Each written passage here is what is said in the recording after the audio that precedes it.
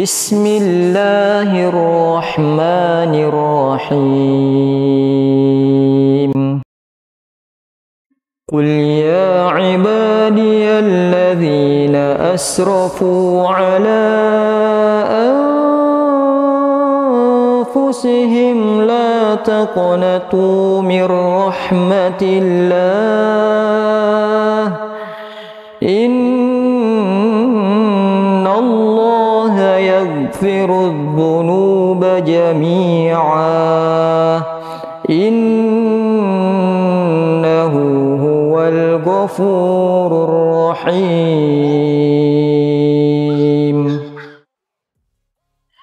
Shadaqallahul azim.